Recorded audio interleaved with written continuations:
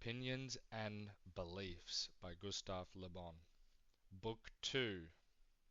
The Psychological Ground of Opinions and Beliefs. Chapter 1. The Major Drivers of Being's Activity, Pleasure and Pain. Section 1. Roles of Pleasure and Pain. Pleasure and pain are the language of organic and emotional life, the expression of satisfied or disturbed balances within the organism. They represent the means employed by nature to compel beings to certain acts without which the maintenance of existence would be impossible. Pleasure and pain are, therefore, indicators of a prior emotional state. They are effects, just as pathological symptoms are the consequences of an illness. The capacity to experience pleasure and pain constitutes sensitivity. The emotional and psychological life of beings depends entirely on this sensitivity. The language of the organs, expressed through pleasure and pain, is more or less imperative, depending on the needs to be met. Some, like hunger, cannot wait. Hunger is the most dreaded pain, love the most sought after pleasure, and we can repeat, with the great poet Schiller, that the machine of the world is sustained by hunger and love.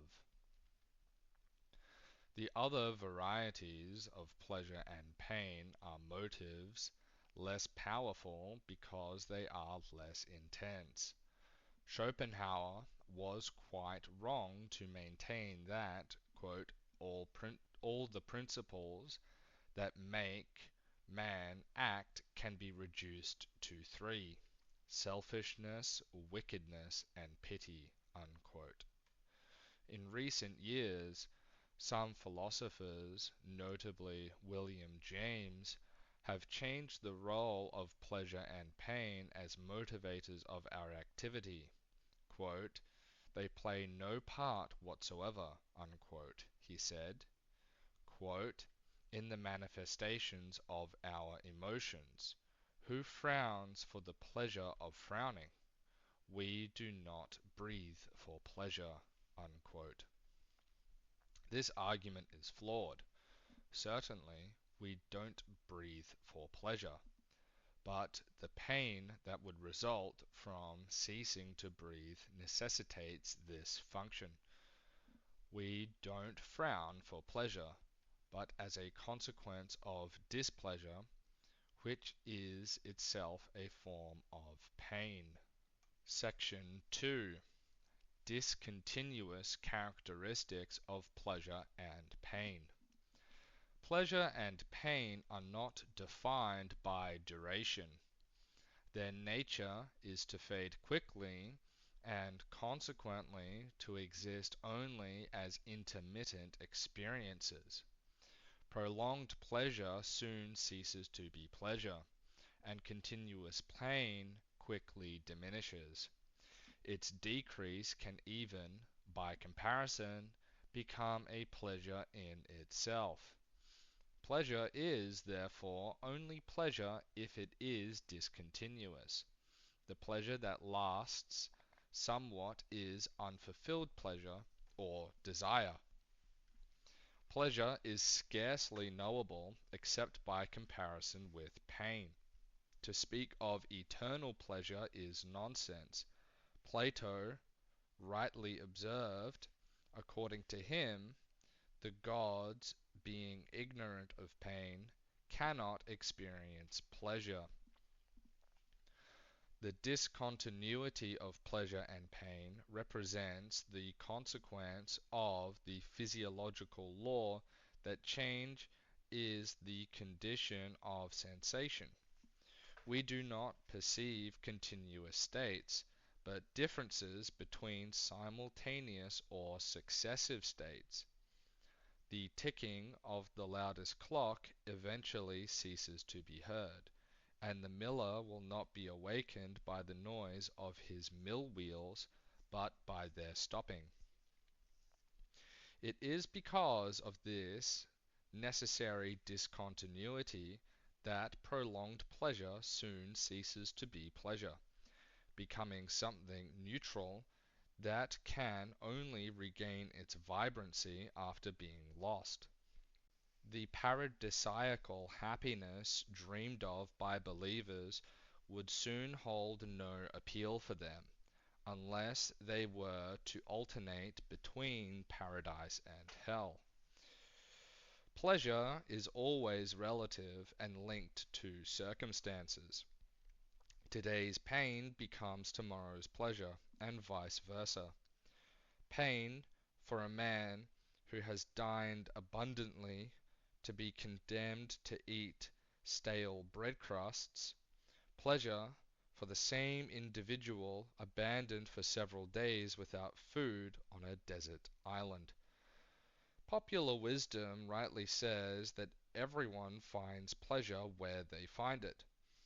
The pleasure of the worker drinking and shouting in the tavern differs markedly from that of the artist, the scientist, the inventor, or the poet composing their works.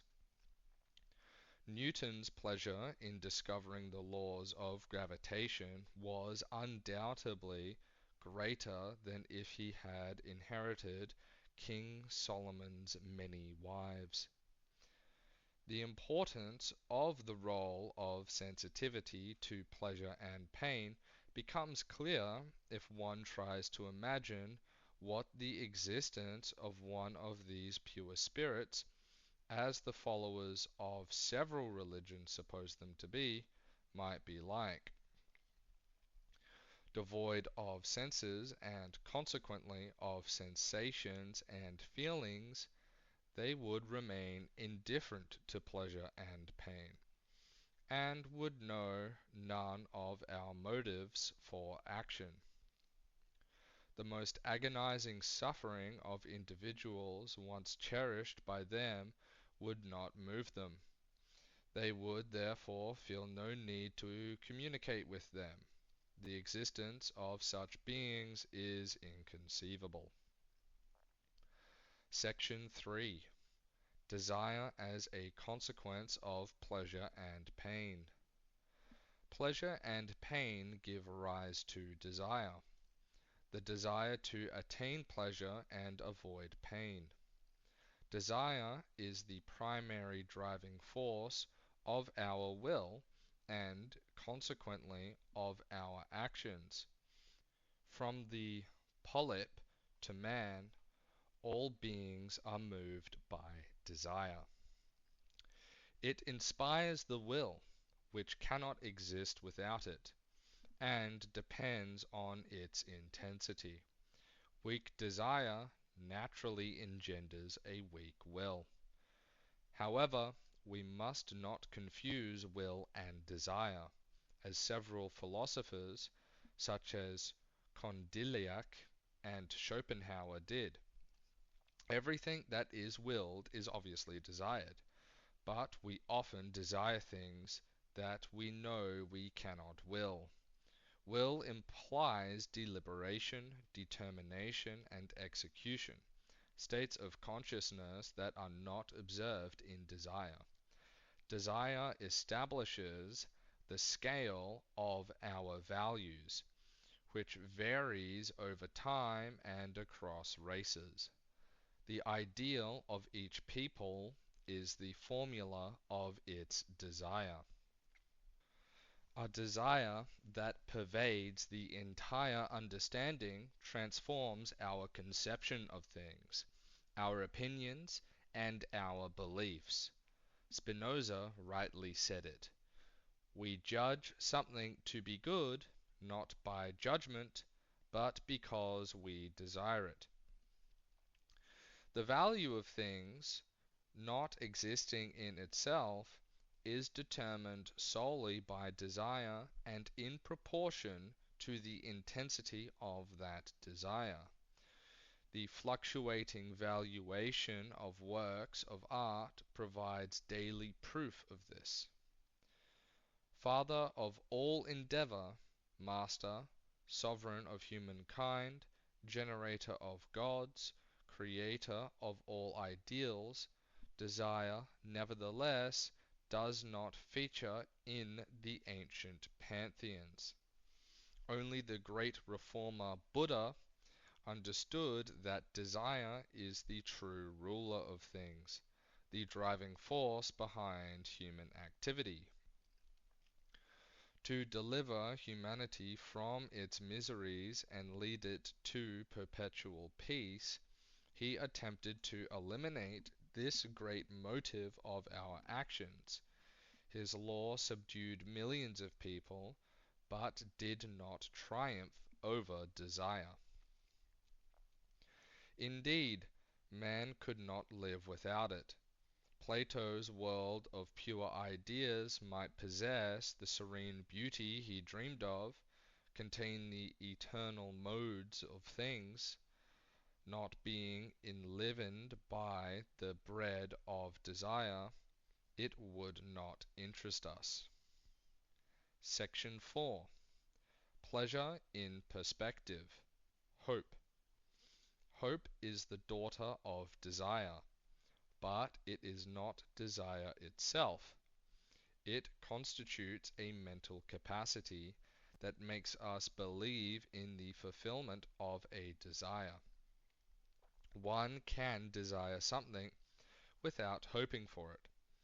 Everyone desires wealth, but very few hope for it. Scientists desire to discover the first cause of phenomena, but they have no hope of succeeding. Desire sometimes approaches hope to the point of merging with it. At roulette, I desire and hope to win. Hope is a form of expectant pleasure, which, in its current phase of waiting, constitutes a satisfaction often greater than that produced by its realization. The reason is obvious. Realized pleasure is limited in quantity and duration, whereas nothing limits the grandeur of the dream created by hope. The power and charm of hope lies in its ability to encompass all possibilities of pleasure. It acts as a kind of magic wand, transforming everything. The reformers merely substituted one hope for another. Section 5. The regulator of pleasure and pain. Habit. Habit is the great regulator of sensitivity. It engenders the continuity of our actions, dulls pleasure and pain, and familiarizes us with fatigue and the hardest efforts. The miner becomes so accustomed to his arduous existence that he misses it when retirement age condemns him to live in the sun.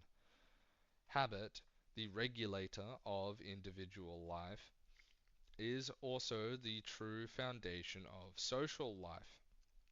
It can be compared to inertia, which, in mechanics, opposes variations in motion. The difficulty for a people is first to create social habits, and then not to become too attached to them. When the yoke of habit has weighed heavily upon them for too long, they can only escape through violent revolutions. The complacency of habit, the adaptation it provides, must not be prolonged. Aging peoples, advanced civilizations, and elderly individuals tend to be too subject to the yoke of custom, that is to say, of habit. There's no need to elaborate at length on its role. It has impressed all philosophers and has become a dogma of popular wisdom. Quote, "What are our natural principles?" unquote, said Pascal.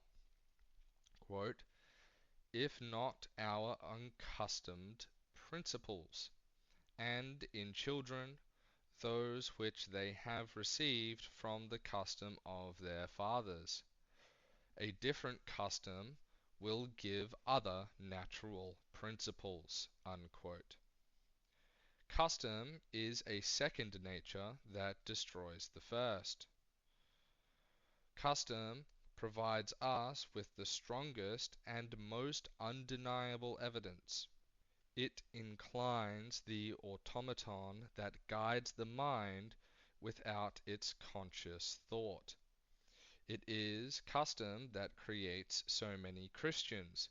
It is custom that creates Turks, pagans, trades, soldiers, etc.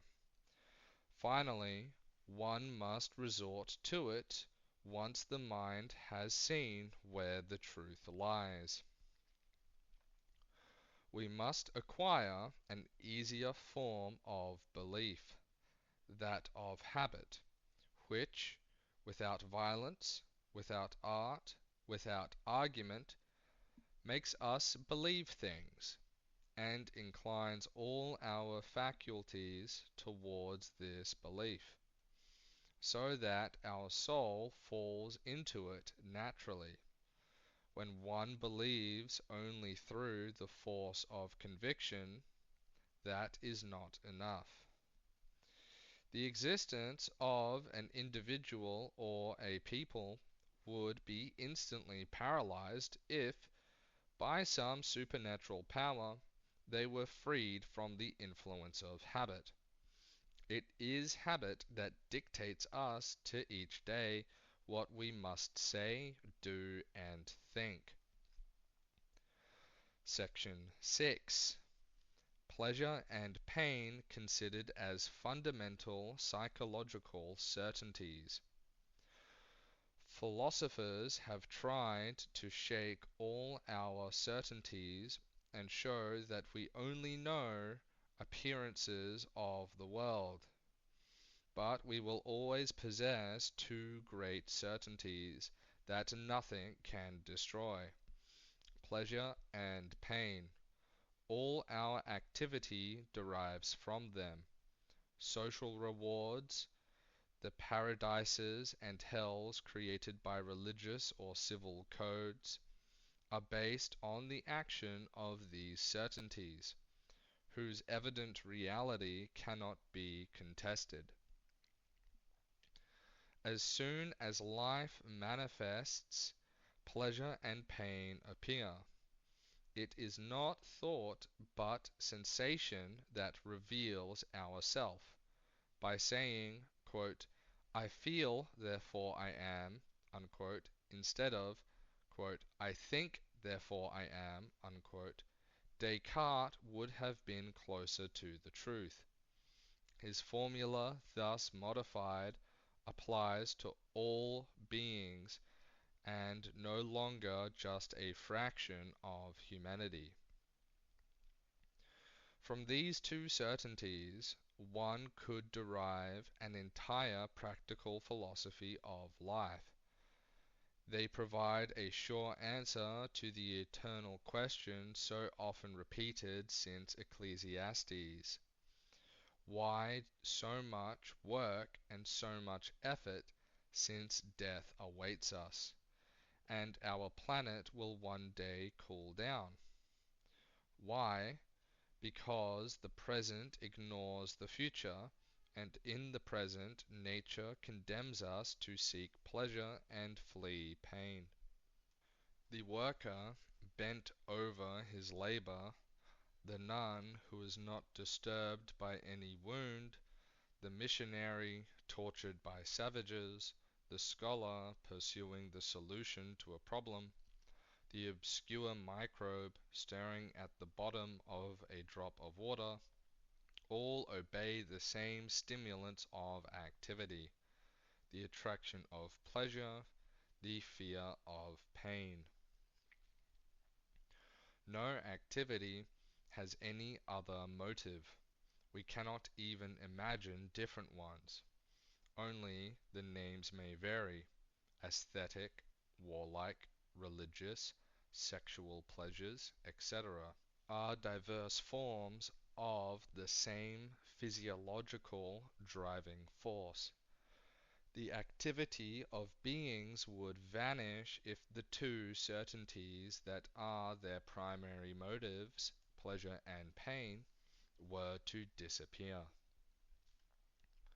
Chapter 2: Variations in sensitivity as elements of individual and social life. Section 1: Limits of variations in sensitivity to pleasure and pain. The introduction of quantitative methods into the study of physical phenomena is the first step in their progress. As long as we did not have a thermometer to measure temperature, we had to be content with individual assessments that varied from one subject to another. Progress in the realm of reason has not yet been made in the realm of emotion. We lack the thermometer capable of accurately measuring variations in sensitivity or the intensity of a feeling. It seems, however, despite appearances, that our sensitivity to pleasure and pain can only fluctuate within fairly narrow limits. This assertion is not, moreover, a mere hypothesis devoid of evidence. Besides some relatively uncontroversial psychological observations, this theory is supported by the experiments of psychologists. These experiments have shown that sensations cannot increase indefinitely and have an upper limit beyond which increasing a stimulus has no effect. There is also a lower limit, which, below which no further stimulation is produced. In the field where stimuli are perceptible, sensation does not increase proportionately to the intensity of the stimulus that causes it. For sensation to increase arithmetically, the stimulus must increase geometrically. According to Fechner, sensation increases with the logarithm of the stimulus. Thus, to double the sensation produced by a stimulus, such as that of a musical instrument, one would have to increase the number of instruments tenfold. To triple it, one would have to increase that number 100-fold. Consider an orchestra of 10 musicians playing the same instrument.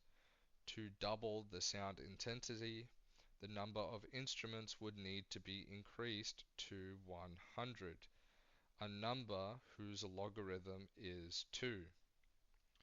To triple the same sensation, it would need to be increased to 1000, whose logarithm is 3.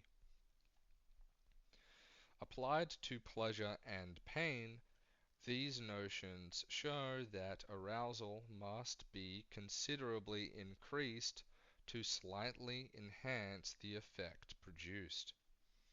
The preceding figures are obviously not absolute, and only indicate the general direction of the phenomenon.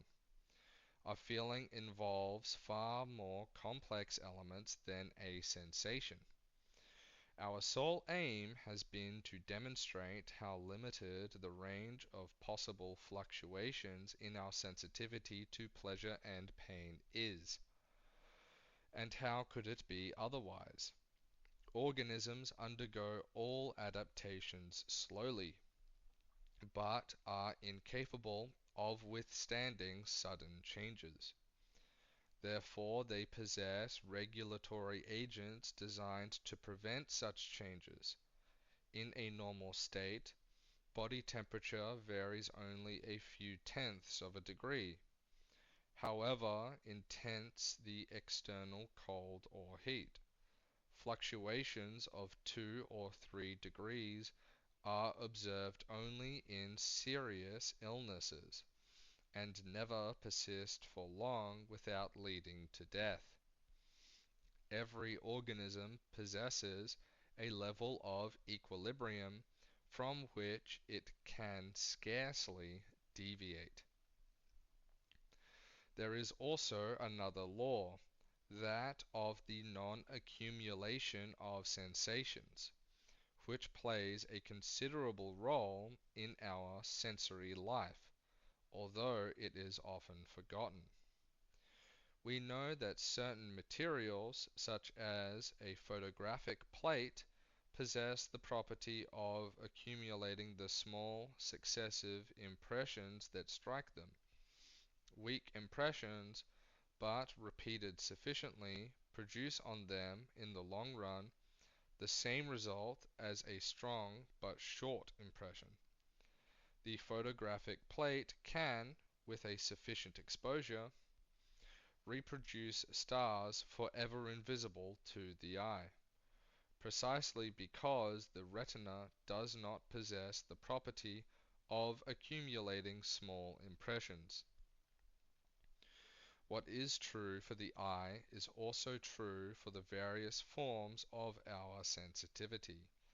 Generally speaking, though with exceptions, it cannot accumulate impressions. These impressions, scattered over time, do not add up. Let us suppose, for the sake of clarity, that a train accident kills 300 people. Our emotions will be deeply affected. Newspaper columns will be filled with terrifying details. Kings will exchange telegrams of condolence. Imagine, on the other hand, the death of these 300 people caused by a series of minor accidents spread over the course of a year. Since our sensibilities have not accumulated the mild emotions produced by each accident, the final effect will be practically nil. It is fortunate that this is the case. If the body were designed to accumulate minor pains, life would quickly become unbearable. Section 2. The fluctuations of individual sensitivity and their role in social life. We have just seen that the possible variations in sensitivity are neither wide nor long-lasting, but daily observation shows that, within these limited boundaries, it is constantly fluctuating. Health, illness, environment, events, etc. continually modify it. It can be compared to a lake whose surface is rippled by a light breeze, without raising any very high waves. These constant variations explain why our tastes and opinions change frequently. They become even more pronounced when ancestral customs and beliefs that limit the fluctuations of our sensibilities begin to fade away. Instability then becomes the norm. Certain factors influencing opinions can also limit the fluctuations of sensibility. For example, mental contagion creates trends that can somewhat stabilize our emotional mobility. Collective sensibilities, momentarily fixed, then translate into diverse works that reflect an era. Highly refined by repeated stimulation, sensitivity eventually becomes somewhat intellectualized. The mind completes what was once defined by an accumulation of details. Compare, for example, Dormier's heavy drawings to these spare modern sketches, where the only salient where only the salient features of the figures have been retained, leaving the eye to fill in the blanks. Similarly, in literature, lengthy descriptions of landscapes are now replaced by a few brief but evocative lines. As our sensibilities become more refined, they also become dulled. The simple music of Lully, which charmed our ancestors, bores us. Most operas from only 50 years ago seem outdated. Harmony has increasingly dominated melody, and now, to excite weary sensibilities, certain dissonances are required that composers of the past would have considered errors. Only the works of an era, especially artistic and literary ones, allow us to understand the sensibility of that era and its variations. It is precisely because they are the true expression of the sensibility of an era that works of art are easily dated. For the same reason, they are far more instructive than methodical history books. The historian judges the past with their modern sensibilities. Their interpretation, inevitably flawed, teaches us a little. The humblest tale, novel, painting, or monument from the period in question offers a far more accurate and interesting lesson. Sensibilities cannot be transposed across space or time. An architectural work formed from a mixture of elements from distant eras or originating from different races will necessarily shock us because it stems from sensibilities dissimilar to our own. If, as a result of the evolution of our species, our sensibility were to change, all the works of the past, the most admired today, the Pantheon, the Gothic cathedrals, the great poems, the famous paintings, would be regarded as productions unworthy of attention. This is not a vain hypothesis. From Louis XIII to the beginning of the last century, was not Gothic considered a barbaric art, the object of curses from writers and artists, J. Rousseau in particular? A long evolution wouldn't even be necessary to lead people to disdain what they admire today. It would suffice for education to persist in its current specialized and technical tendency, and for the rapid rise to power of the masses to continue. All forms of art represent for them nothing but a contemptible luxury. The Commune, a fairly faithful expression of the popular spirit, did not hesitate to set fire to the most beautiful monuments of Paris, such as the Hotel de Ville and the Tuileries. Only by chance did the Louvre, with its collections, escape this vandalism. Whatever the future holds for them, the works of the past still exist, and alone allow us to know its true history. Without the information provided by literature and art, the sensibility of an era would remain as unknown as that of the inhabitants of Jupiter. We could only determine its intellectual character by studying scientific books.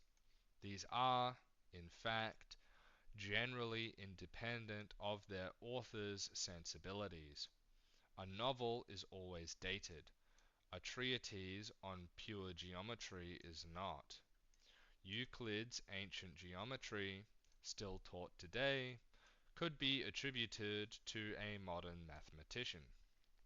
Its author wrote it, in fact, using purely rational elements, devoid of any influence from his own sensibilities. Intelligence can reveal general and eternal truths. Sensibility creates particular and fleeting truths. Section 3.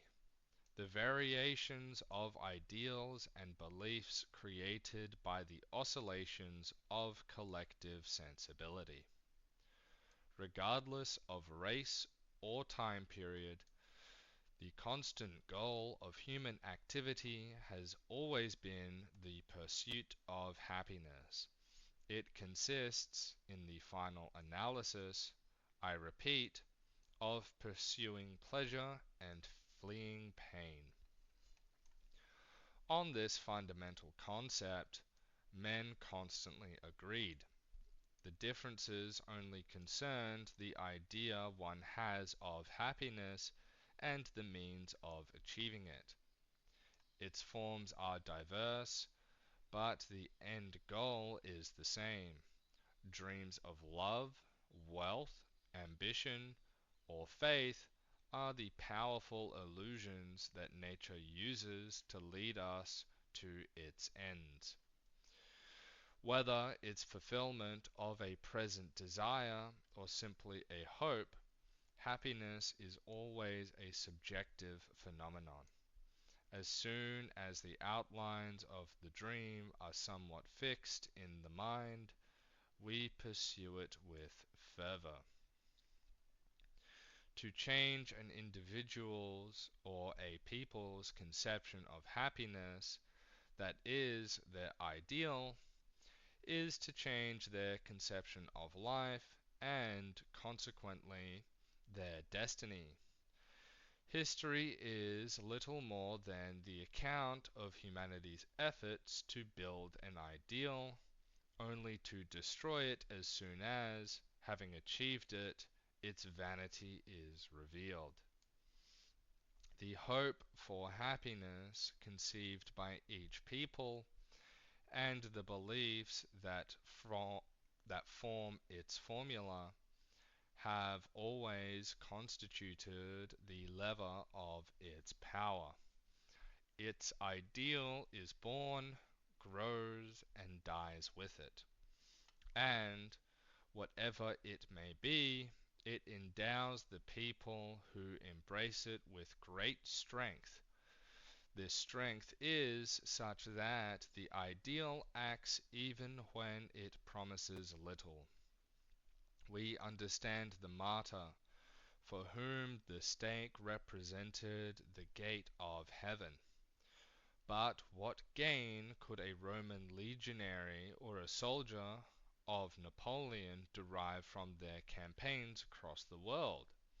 Death or wounds. Yet their collective ideal was strong enough to veil all suffering. To feel themselves the heroes of these great epics was an ideal of happiness, a divinely enchanting present paradise.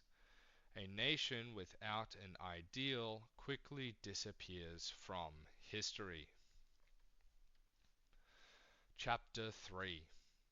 The spheres of vital and psychological activities. Conscious life and unconscious life. Section 1. the spheres of vital and psychological activities. Since the aim of this work is to study the formation of opinions and beliefs, it is necessary to first understand the environment in which they can take root. This understanding is all the more useful given that, with the progress of modern science, the explanations found in older psychology books have become quite illusory. The phenomena manifested by living beings can be reproduced to several overlapping categories, but which have slowly succeeded one another over time. 1. Vital phenomena, nutrition, respiration, etc. 2. Affective phenomena, feelings, passions, etc. 3. Intellectual phenomena, reflection, reasoning, etc. The latter appeared very late in the history of humanity. Organic life, emotional life, and intellectual life thus constitute three very distinct spheres of activity. But although separate from one another, they constantly interact. For this reason, it is impossible to understand the latter without studying the former. It is therefore quite wrong for psychologists to neglect the examination of vital phenomena and leave it to the physiologists. We will demonstrate their fundamental role by studying, in another part of this work, the phenomena governed by biological logic. This chapter will deal only with this primitive stage of psychic life, the unconscious activity of the mind. Its importance is paramount, for in this realm lie the roots of our opinions and our conduct. Section 2. Unconscious psychology and the sources of intuition. Feelings only enter consciousness after an automatic elaboration carried out in the very obscure area of the unconscious, now called subconscious, and whose exploration has barely begun. Since conscious intellectual states were the only easily accessible ones, psychology initially recognized no others. Through indirect but fairly reliable means, modern science has proven that unconscious phenomena often play a more important role in mental life than intellectual phenomena. The former are the substrate of the latter. Intellectual life can be compared to those small islands, peaks of immense invisible underwater mountains. The immense mountains represent the unconscious. The unconscious is largely an ancestral residue. Its power lies in the fact that it represents the legacy of a long series of generations, each of whom added something to it. Its role, once unknown, has become so prominent today that some philosophers, notably W. James and Bergson, seek in it the explanation for most psychological phenomena. Under their influence, a very pronounced anti-intellectual movement emerged. The followers of the new school even ended up forgetting somewhat that rational logic alone made it possible to build the scientific and industrial progress that generated our civilizations. The general research that has led to the subconscious being attributed such importance does not stem from pure speculation, but from certain experiments, conducted, moreover, for purposes other than supporting philosophical arguments. Among these, I would mention studies on hypnotism, the morbid disintegration of personalities, somnambulism, the acts of mediums, and so on. The mechanisms of the observed effects remains unknown. In matters of unconscious psychology as well as conscious psychology, one must often limit oneself to simple observations. The unconscious guides us in the vast majority of our daily activities. It is our master, but a master who can become a servant if properly guided. The practice of a trade or an art is easily accomplished once the unconscious, sufficiently trained, directs it. Sound morality is the product of a well-trained unconscious. The unconscious represents a vast storehouse of affective and intellectual states, constituting a psychic capital that can weaken but never dies entirely. If we were to rely solely on the observation of certain pathological states, we could say that elements entering the realm of the unconscious remain there for a very long time, if not forever. This is the only way, at least, to explain certain phenomena observed in mediums or patients who begin to speak languages they did not learn but heard spoken during their youth. Intuition, the source of inspiration, which at an exceptional level constitutes genius, arises entirely from an unconscious mind, prepared by hereditary and suitable education. The inspirations of the great captain winning victories and dominating destiny, those of the powerful artist who reveals to us the splendor of things, of the illustrious scholar who penetrates their mysteries, appear as spontaneous bursts of inspiration. But the unconscious from which they spring had slowly cultivated their blossoming. Although they may be triggered by certain mental representations of purely intellectual origin, feelings are formed in the realm of unconscious. Their slow development can culminate in sudden manifestations, bursting forth like a thunderbolt, such as religious or political conversions. Feelings formed in the unconscious do not always reach consciousness, or only do so after various stimuli, which is why we are sometimes unaware of our true feelings toward the people or things around us. Often these feelings, and consequently the opinions and beliefs that arise from them, are quite different from those we assumed. Love or hate sometimes exist in our soul before we are even aware of them. They only reveal themselves when we are compelled to act. Action, in fact, constitutes the only indisputable criterion of feelings. To act is to learn about oneself.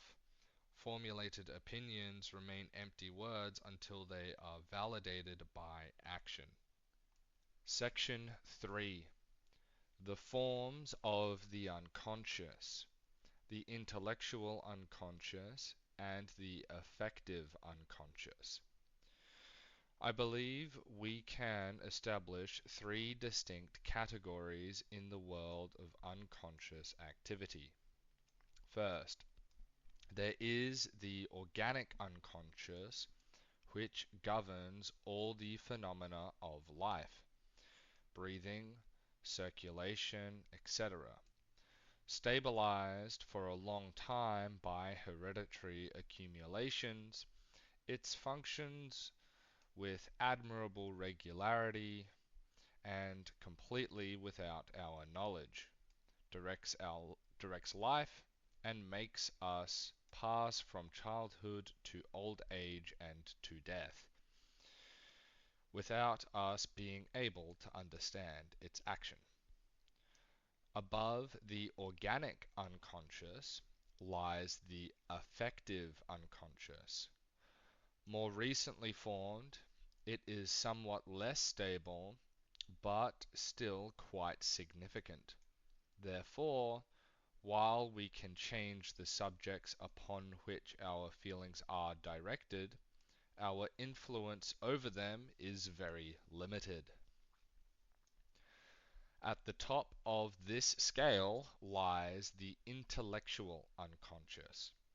Appearing quite late in world history, it lacks deep ancestral roots. While the organic and emotional unconscious eventually gave rise to instincts transmitted through heredity, the intellectual unconscious manifests itself only as predispositions and tendencies, and education must complete it with each generation. Education has a great deal of influence on the intellectual unconscious, precisely because it is less fixed than other forms of the unconscious. Conversely, it has very little influence on feelings, fundamental elements of our character, which have been fixed for a long time. The emotional unconscious is often an imperious master, indifferent to the decisions of reason. This is why so many men who are very wise in their writings and speeches become, in their conduct, mere automatons, saying what they would not want to say and doing what they would not want to do. It follows from the preceding explanations that intelligence is not, as was long believed, the most important factor in mental life. The unconscious elaborates, and the results of this elaboration arrive fully formed at the intellect, like words rushing to the lips of a speaker. The great strength of the unconscious lies in its remarkable precision in everything it does. Therefore, it should be entrusted with as many functions as possible. Learning a trade or an art is only complete when repeated practice has charged the unconscious with carrying out the necessary tasks. Education, as I have written elsewhere, is the art of transferring the conscious into the unconscious. But our limits of influence over the unconscious are not very extensive. Modern biology has long since, and rightly so, banished the concept of finality from the universe. And yet, things often happen as if it still governs their unfolding. All our rational explanations leave nature full of impenetrability. Judging by the results, it would seem that the unconscious, the modern form of finality, harbors subtle forces eager to blind us by making us constantly sacrifice our individual interests to those of the species. The forces of unconscious finality are undoubtedly simply necessities selected and fixed by time. In any case, the unconscious often dominates us and always blinds us. Let us not regret this too much, for a clear vision of our impending fate would make existence quite miserable. The ox would no longer peacefully graze the grass on the path leading to the slaughterhouse, and most people would recoil in horror at their destiny. Chapter 4: The Emotional Self and the Intellectual Self. Section 1: The Affective Self and the Intellectual Self. By searching for the determining motives of our opinions and beliefs, we will see that they are governed by very distinct forms of logic, although hitherto confused. Before examining them, I will emphasize a fundamental division of psychic elements that overshadows all others. They present themselves in two very different forms: affective elements and intellectual elements. This initial classification will facilitate the understanding of the chapters devoted to the various forms of logic. The distinction between feeling and reason must have been established quite late in history. Our distant ancestors felt keenly, acted a great deal, but reasoned very little. When man, having reached an already advanced stage of his evolution, attempted to philosophize, the difference between feelings and reason became clearly apparent. But only in very recent times did it become evident that the feelings supposedly governed by our whims obeyed a special logic, absolutely different from rational logic. Ignorance of this distinction is one of the most frequent sources of error in our judgments. Legions of politicians have tried to base on reasoning what can only be based on feelings. Equally unenlightened historians believed they could explain, through intellectual logic, events completely unrelated to its influence. For this reason, the genesis of the most important factors in history, such as the birth and spread of beliefs, remains largely unknown. Illustrious philosophers fell victim to the same confusion between affective logic and rational logic. Kant claimed to build morality on reason, yet among its various sources, reason almost never appears. The majority of psychologists still persist in the same errors. Ribot very rightly points this out when speaking of the "incurable intellectualist prejudices of psychologists who want to reduce everything to intelligence, to explain everything by it, an untenable thesis, because just as psychologically vegetative life precedes animal life, which relies on it, so too psychologically affective life precedes intellectual life, which relies on it." Unquote. To achieve the aim of this work, it was necessary to emphasize the difference between emotion and reason. To neglect it would be to condemn oneself to perpetually ignoring the genesis of opinions and beliefs. It is a difficult task, however, to clearly delineate the separation between the rational and the emotional. The classifications indispensable in the study of science necessarily establish, in the chain of things, breaks that nature ignores. But all science would be impossible if we had not learned to create discontinuity within the continuous. The separation between the emotional and the intellectual belongs to a later stage in the evolution of beings.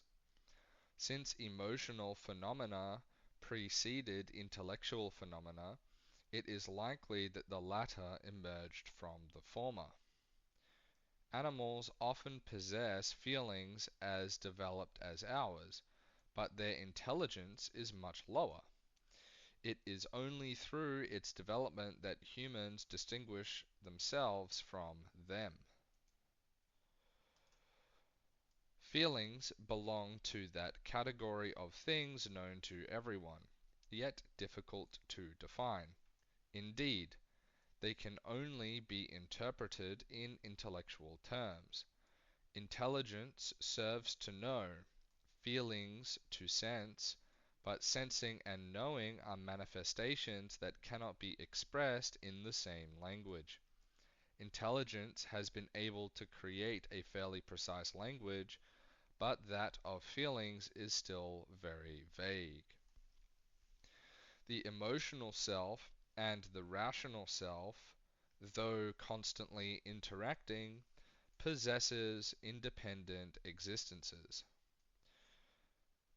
Because the emotional self evolves despite us and often against us, life is full of contradictions. It is sometimes possible to restrain our feelings, but not to create or extinguish them. It is, therefore, quite wrong to reproach an individual for having changed. This reproach implies the very false idea that intelligence can alter a feeling, a complete error. When love, for example, becomes indifference or antipathy, intelligence witnesses this change, but is not its cause. The reasons it imagines to explain such reversals have no relation to their true motives. These motives we do not know. Often, we know our true feelings no better than the motives that give rise to them. Frequently, says Ribot, quote, we imagine we feel a deep and solid attachment, love, friendship, to a person. The absence or necessity of a break demonstrates its real fragility. Conversely, the absence or the break reveals a deep affection that seemed lukewarm and close to indifference. Unquote. It is therefore impossible, as the same author rightly points out, to judge the conduct of the affective self with the intellectual self. Although emotional and intellectual life are too heterogeneous to be reduced to one another, we always act without taking into account the difference between feelings and intelligence. Our entire Latin educational system is proof of this.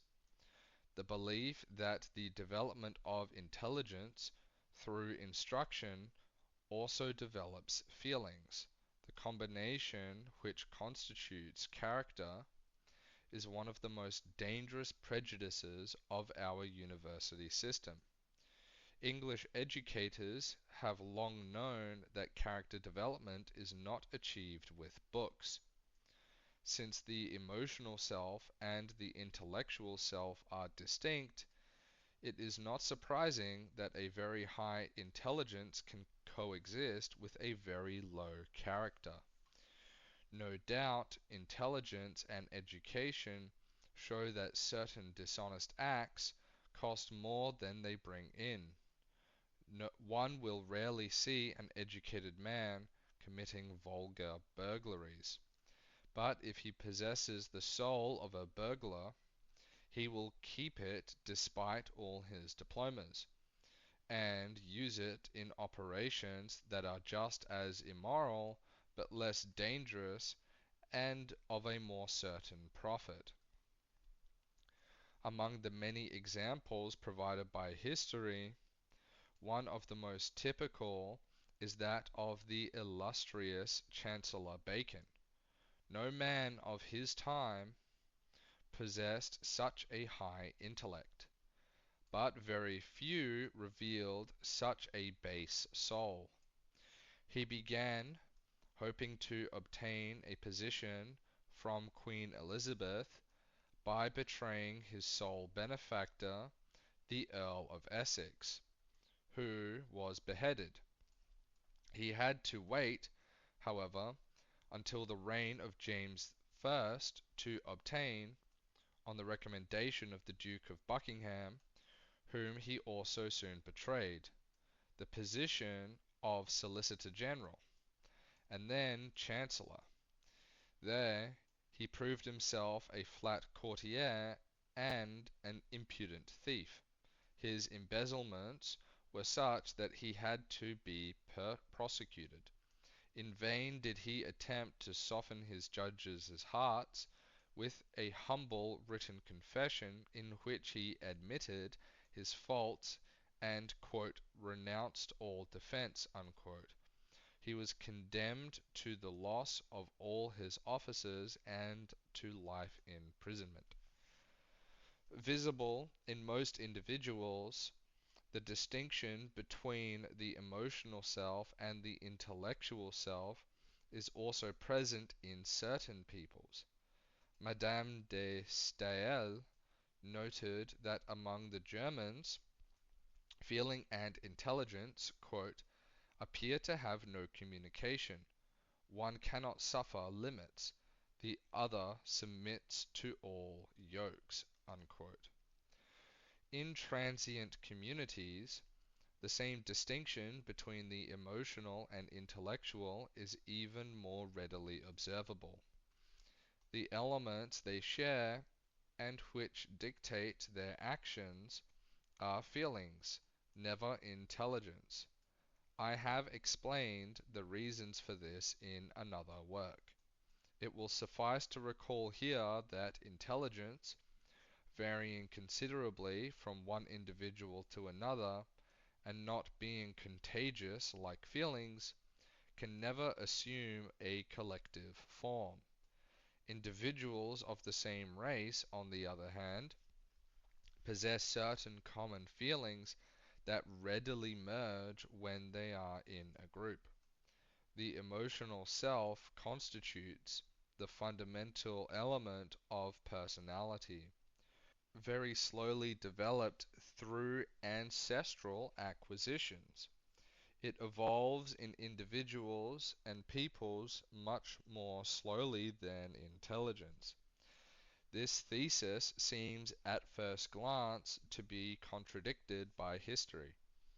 It would appear that at certain moments entirely new sentiments arise instantly, quite different from those previously observed. A nation belligerent at one time may later become peaceful.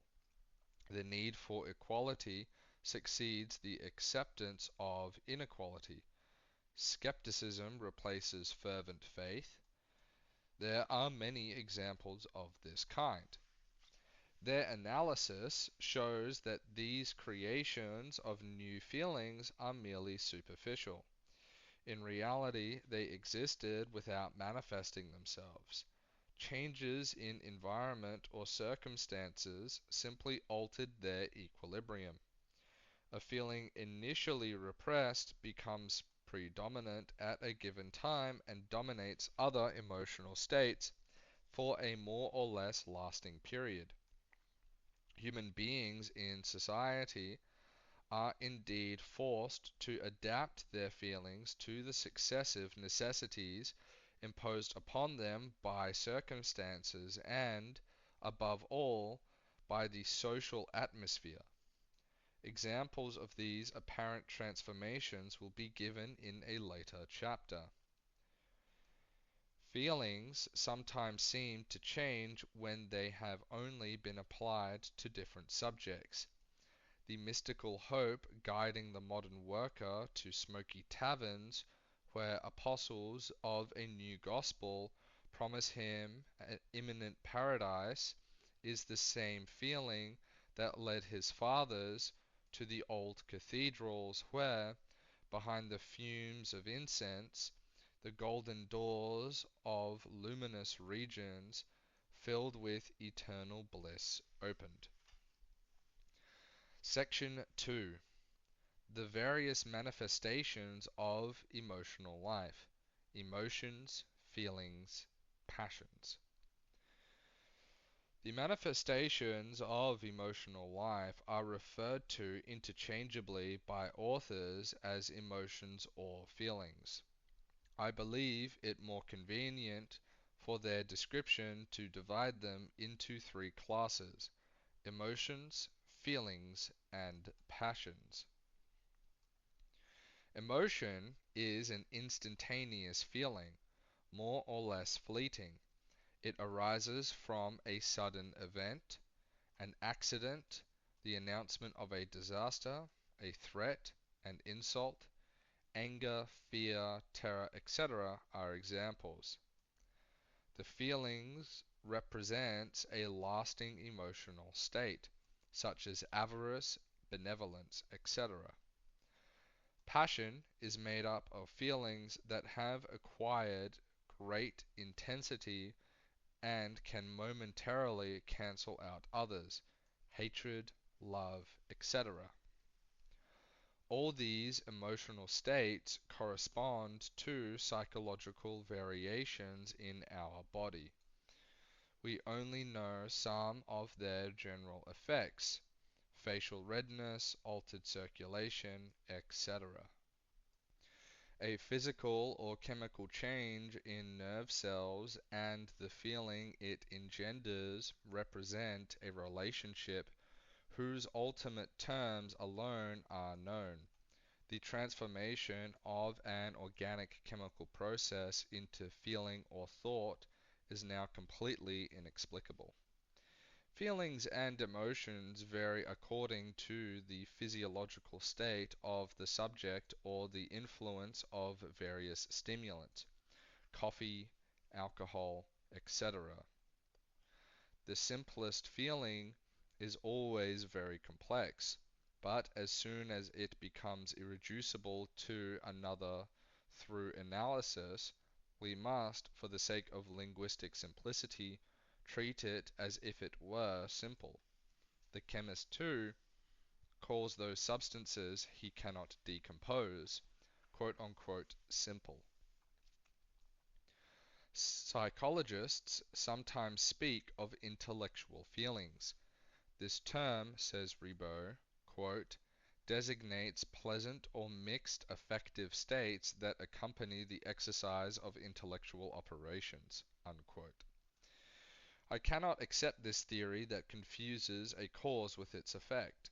A feeling can be produced by influences as diverse as the action of a pleasant food or that of a scientific discovery, but it always remains a feeling. At most, one can say that our ideas have an emotional equivalent. Numbers themselves would have one. As Bergson rightly observes, quote unquote, merchants, he says, quote, know this well, and instead of indicating the price of an object with a round number of francs, they will mark the immediately lower number, even if it means inserting a sufficient number of centimes afterward, unquote. The feeling that becomes predominant and persistent, as we have said, takes the name of passion. Psychologists have not yet succeeded in defining or classifying them. Spinoza recognizes three: desire, joy, and sadness, from which he deduced all the others. Descartes recognized six primary ones: admiration, love, hate, desire, joy, and sadness. These are obviously mere forms of language, powerless to explain anything and unstable under scrutiny. A passion can be born suddenly like a thunderbolt, or through a slow incubation. Once established, it dominates one's entire emotional life, and also one's intellectual life. Reason is generally powerless over it and merely serves it. We know how much passions transform our opinions and beliefs. We will have to come back to this soon. Great passions are, in fact, rare. Most often fleeting, they vanish as soon as the desired object is attained. In romantic love, this rule is fairly consistent. Famous love stories have generally featured people whom circumstances prevented from meeting often enough. Passions that last a long time are passions that are constantly rekindled, political hatreds, for example. Passion most often disappears by simple extinction, but sometimes by way of transformation, and then the opinions that it had given rise to are modified at the same time. Human love, Ribot observes, quote, can transform into divine love or vice versa. Disappointed love has populated the cloisters. Religious fanaticism can turn into political and social fanaticism. Ignatius of Loyola was a paladin who put himself at the service of Jesus Christ. Unquote. When intelligence succeeds in exerting an inhibitory influence on passion, the latter was not very strong. Intelligence can hardly act against a passion except by opposing the mental representation of one feeling to another. The struggle then exists not between intellectual and affective representations, but solely between affective representations brought into contact by intelligence. Section 3. Emotional memory. The memory of feelings exists like that of intelligence, but to a much lesser degree.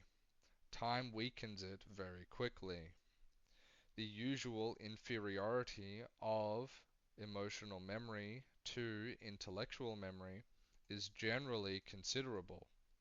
The latter's persistence is such when exercised that, for centuries, voluminous works such as the Vedas or the epics of Homer were transmitted from generation to generation using only memory. In times when books were rare and expensive, in the 13th century for example, students knew how to retain the lectures dictated to them. Atkinson asserts that, quote, if the Chinese classics were to be destroyed today, more than 1 million Chinese could reconstruct them from memory. Unquote. If the memory of feelings were as tenacious as intellectual memory, the persistent recollection of our pains would make life unbearable. To the theory of the short lifespan of emotional memory, one could object to the persistence of class and racial hatreds perpetuated over long generations. This apparent duration is merely a ceaseless renewal produced by ever-repeating causes. Hatred that is not nurtured does not endure. The hatred of the Germans against the French would have disappeared long ago if German newspapers had not constantly fueled it. The aversion of the Dutch for the English, who once seized their colonies, persists only because numerous events, notably the war against the Dutch settlers in Transvaal, rekindle it, and because Holland still believes itself to be under threat.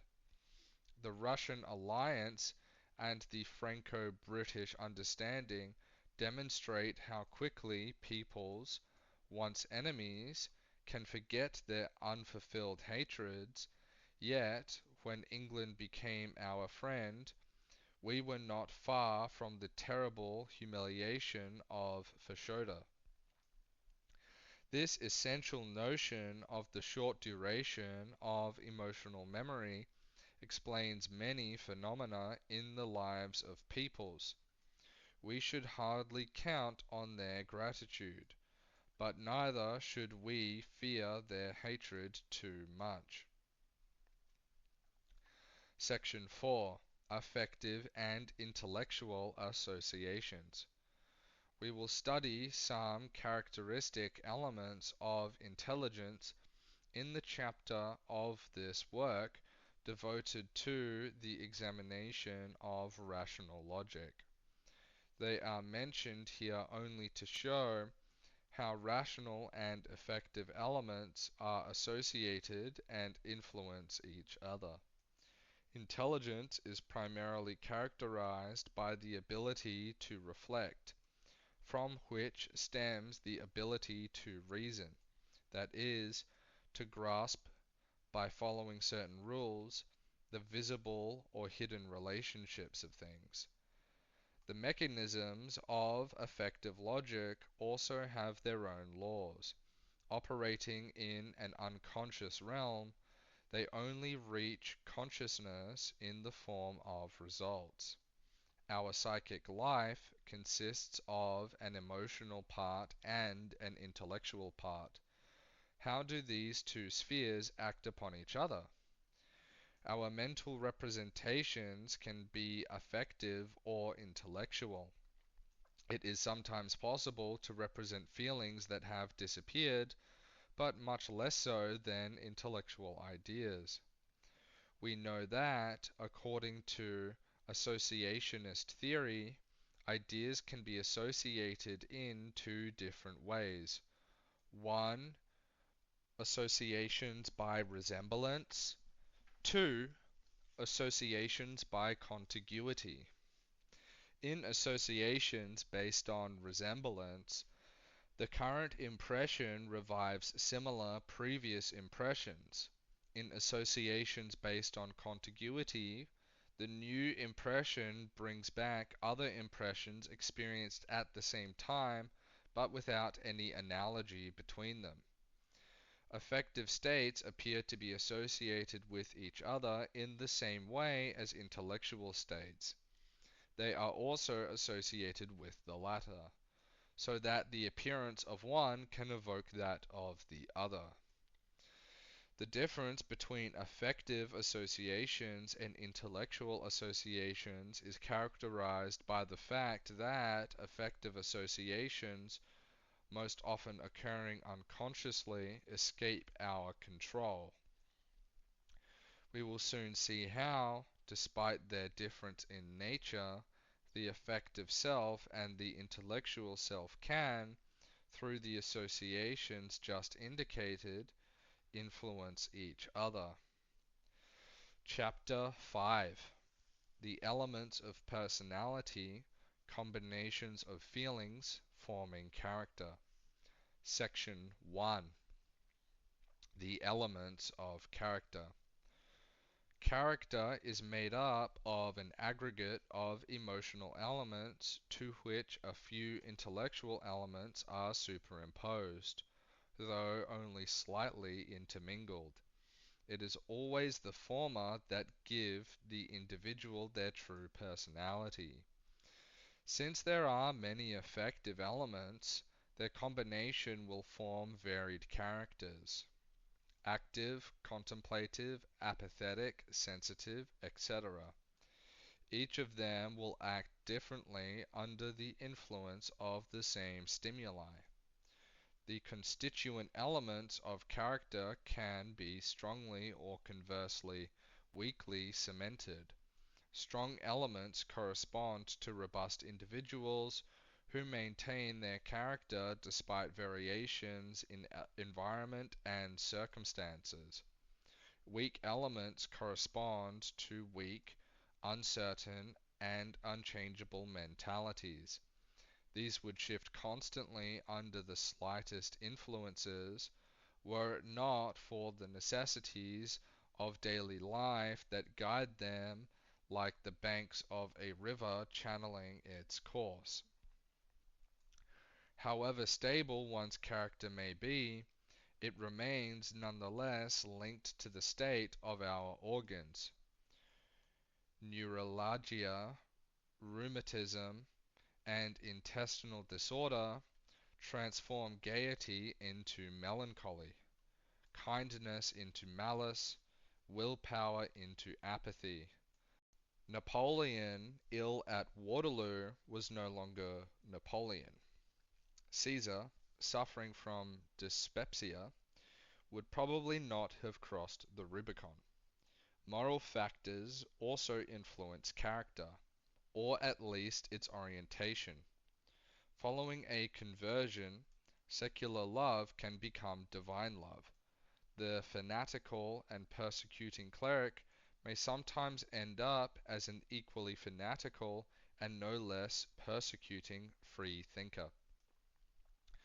Opinions and beliefs, being shaped by our character, naturally follow its variations. As I have already shown, there is no parallel between the development of character and that of intelligence. On the contrary, the former seems to weaken as the latter develops. Great civilizations have been destroyed by intellectually inferior individuals endowed with strong wills. Bold and resolute minds ignore the obstacles pointed out by intelligence.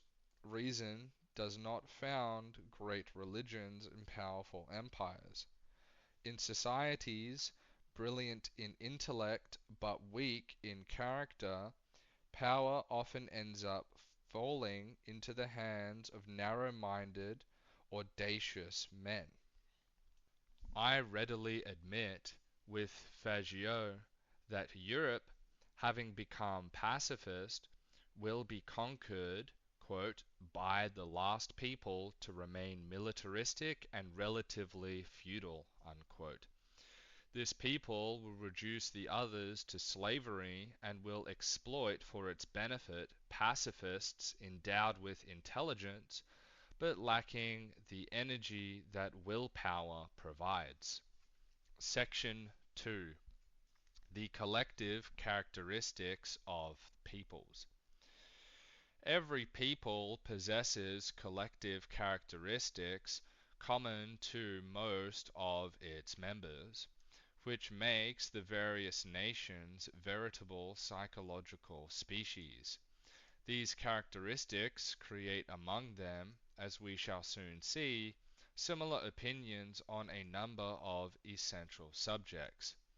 The fundamental characteristics of a people need not be numerous. When firmly established, they shape its destiny. Consider the English, for example. The elements guiding their history can be summarized in a few lines. A cult of persistent effort that prevents them from retreating in the face of obstacles and from considering misfortune as irredeemable. A religious respect for customs and everything validated by time, a need for action and a disdain for vain intellectual speculation, a contempt for weakness, a very intense sense of duty and self-control, considered an essential quality and carefully cultivated through a special education. Certain character flaws, intolerable in individuals, become virtues when they are collective. Pride, for example. This feeling is quite different from vanity. a mere need to shine in public and requiring witnesses, whereas pride requires none. Collective pride was one of the great motivators of nations.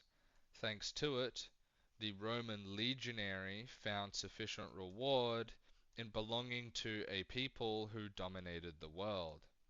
The unwavering courage of the Japanese in their last war stemmed from a similar pride. This feeling is, moreover, a source of progress. As soon as a nation is convinced of its superiority, it exerts the necessary efforts to maintain it to the maximum. Character, not intelligence, differentiates peoples and creates irreconcilable sympathies or antipathies between them. Intelligence is of the same kind for all. Character, on the other hand, presents strong dissimilarities. Distinct peoples, being differently impressed by the same things, will naturally behave differently in seemingly identical circumstances. Moreover, whether we are talking about peoples or individuals, people are always more divided by the oppositions of their character than by those of their interests or their intelligence. Section 3. Evolution of character elements. The fundamental sentiments that form the fabric of character evolve very slowly over the ages, as evidenced by the persistence of national characteristics. The psychological aggregates that constitute them are as stable as anatomical aggregates. But around the fundamental characteristics, there are, as with all living species, secondary characteristics that can vary according to the time, the environment, etc. It is primarily, as I pointed out in the previous chapter, the subjects upon which these sentiments are directed that change: love of family, then of tribe, of city, and finally of country, are adaptations of the same sentiment to different groups, and not the creation of new sentiments. Internationalism and pacifism represent the latest extensions of this same sentiment. Barely a century ago, German patriotism was unknown.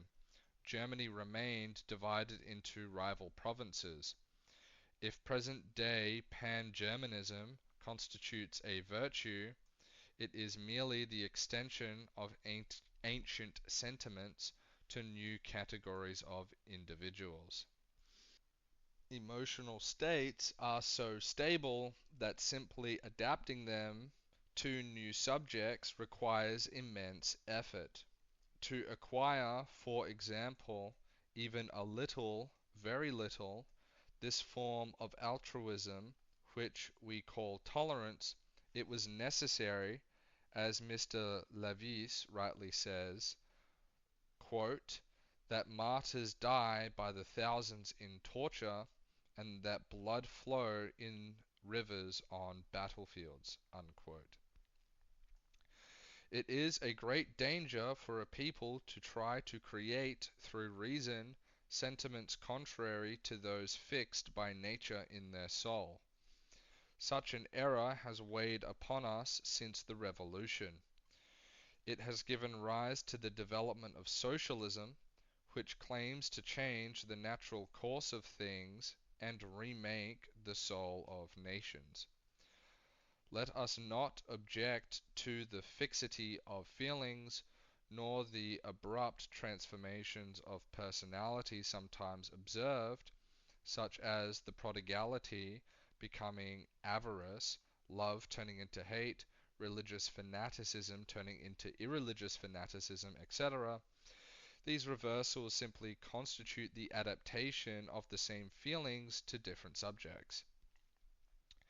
Many different causes, economic necessities, for example, can also shift our feelings without changing them. These economic influences are powerful. The spread of property ownership, for example, leads to a decline in birth rates due to the family self-interest of the owner, who is reluctant to see their property divided.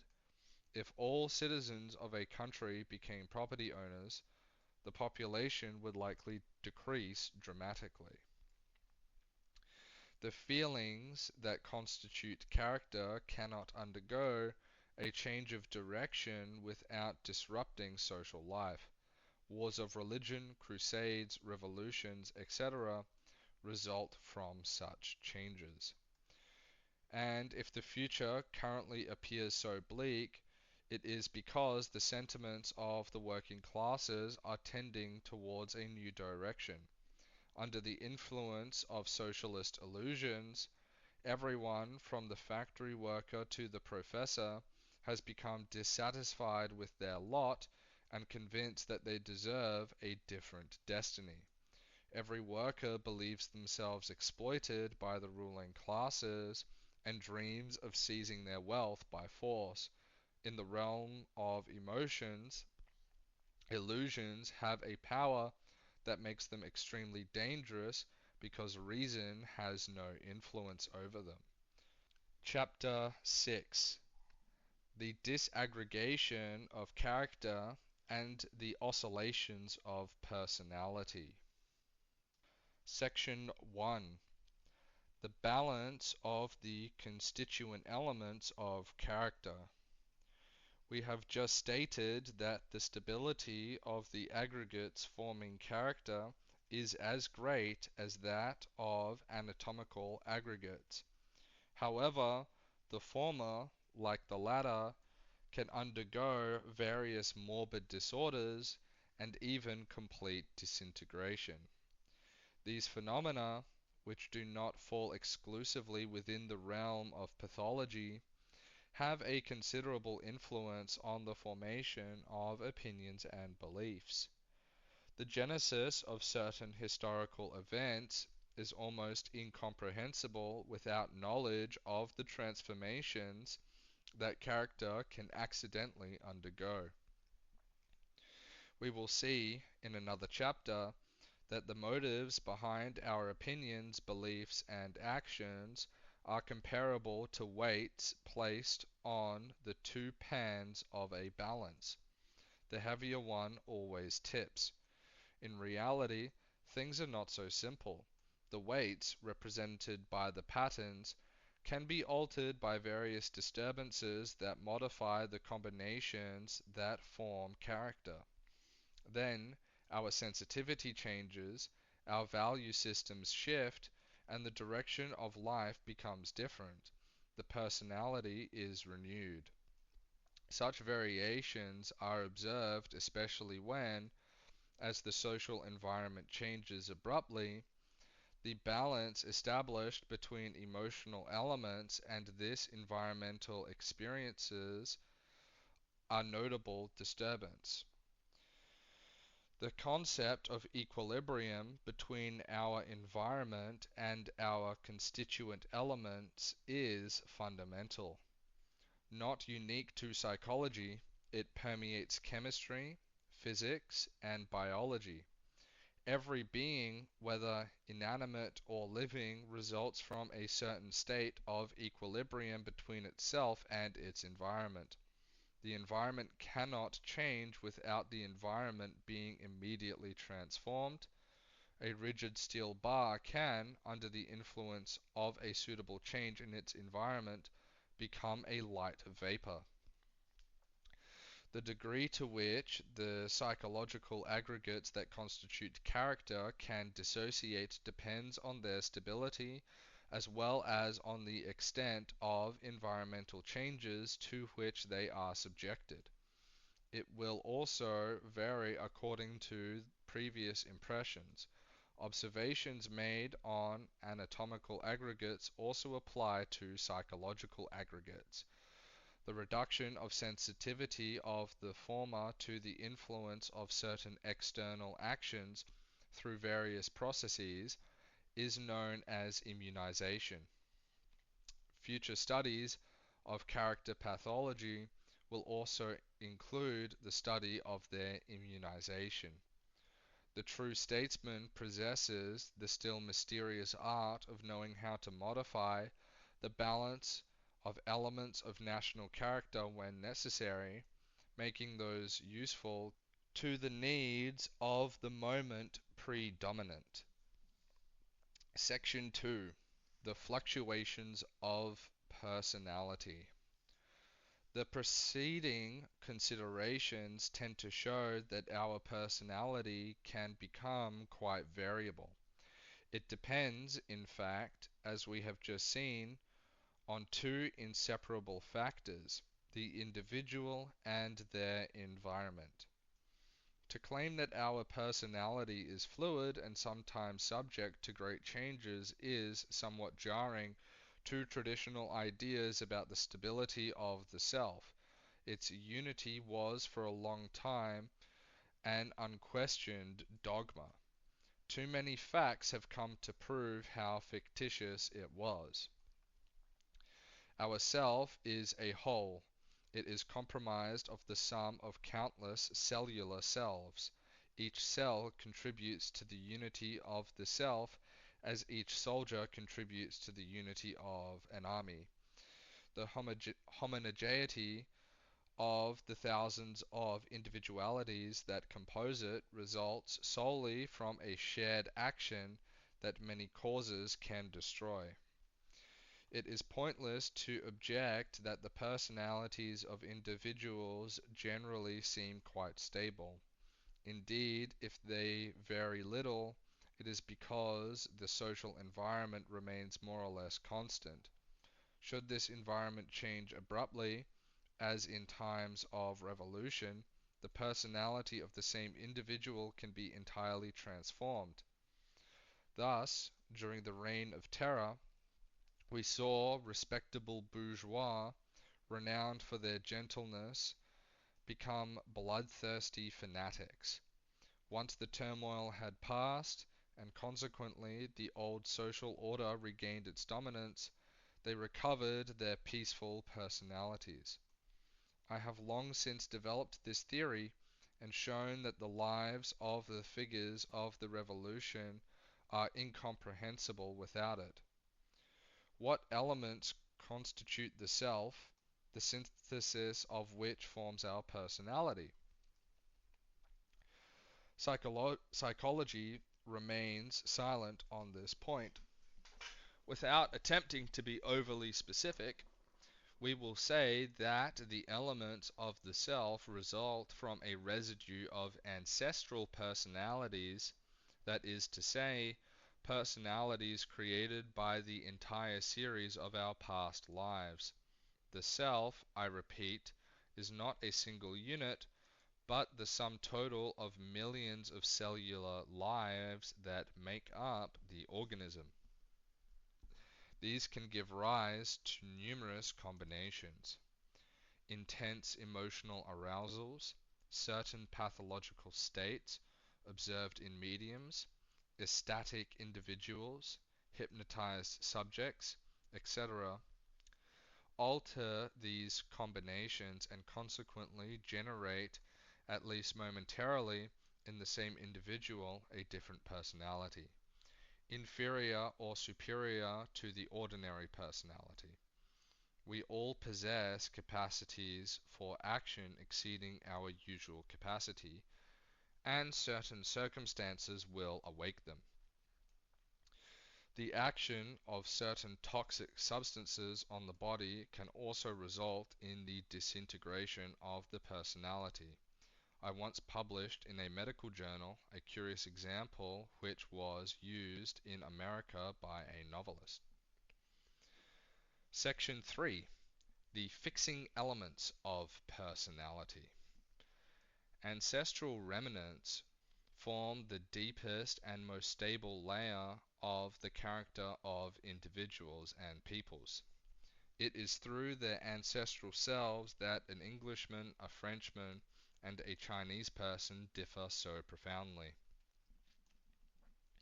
But superimposed upon these distant atavisms are elements generated by the social environment, caste, class, profession, etc., by education, and by many other influences.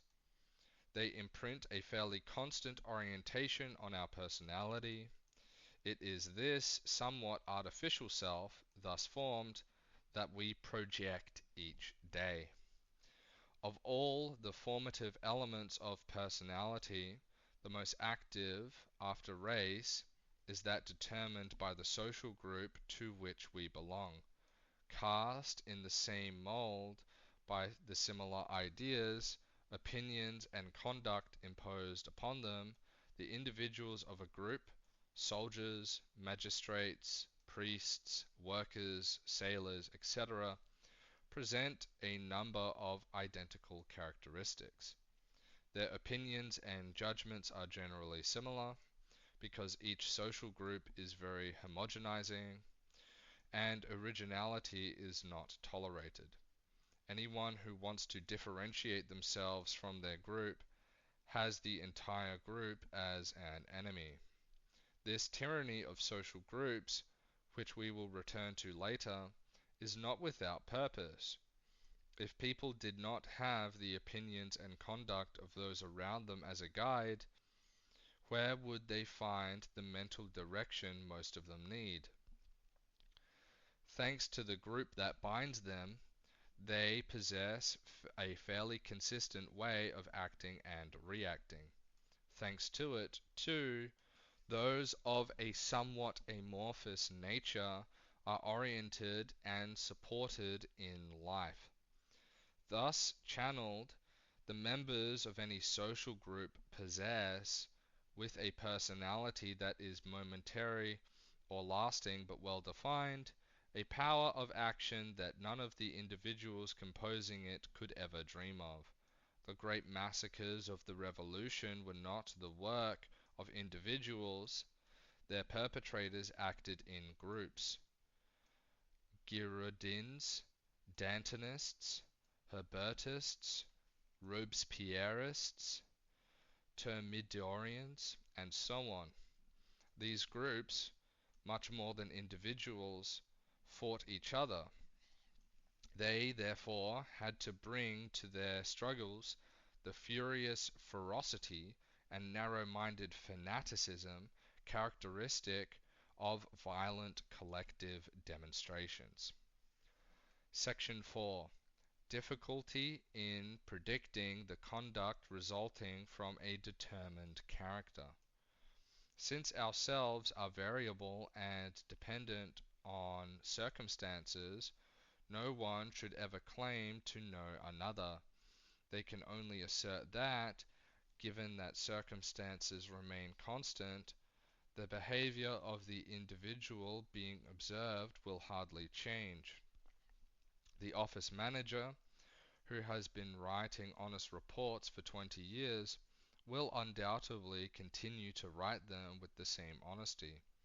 But this should not be asserted too strongly. Should new circumstances arise, should a powerful passion overwhelm their mind, or a danger threaten their home, the insignificant bureaucrat could become either a villain or a hero. Major fluctuations in personality are observed almost exclusively in the realm of emotions. In the realm of intelligence, they are slight. A fool will always remain a fool.